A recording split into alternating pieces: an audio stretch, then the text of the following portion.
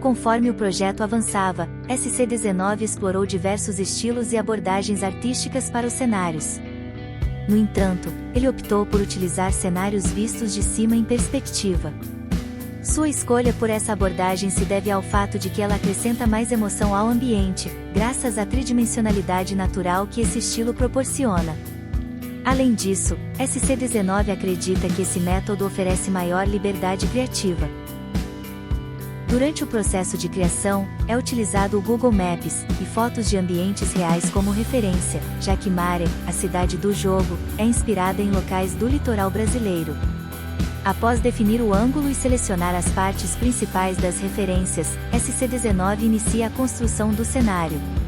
Como pode ser visto, os cenários são interconectados, e ele sempre adiciona algumas notas. Isso é fundamental para manter a organização, seja para garantir a continuidade dos mapas, a lógica do jogo, o movimento da câmera, ou outros aspectos essenciais. Outro ponto importante é que SC19 posiciona os cenários bem abaixo na tela.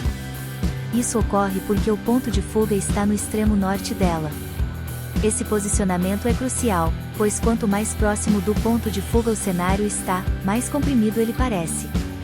Por outro lado, quanto maior a distância do ponto de fuga, mais natural e harmonioso o cenário se torna, tanto visualmente quanto em termos de jogabilidade. A partir desse ajuste, ele aplica a ferramenta de perspectiva, e começa a traçar os elementos, e nisso o resultado é realmente eficiente. Uma vez que o desenho está pronto, ele segue uma ordem específica no processo.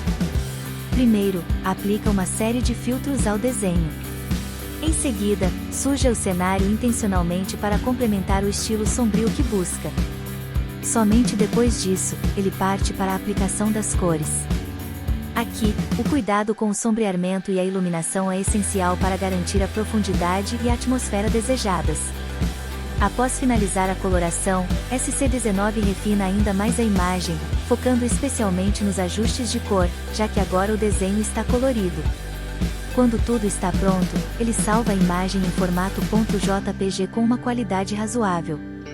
Em seguida, comprime o arquivo e o coloca na pasta do jogo, pronto para ser utilizado. A implementação do cenário na engine já é uma etapa à parte, mas é assim que os cenários são produzidos, em maioria. É provável que no futuro saia um vídeo mostrando como ele é implementado na engine, juntamente da programação e do resto que compõe ele como um todo.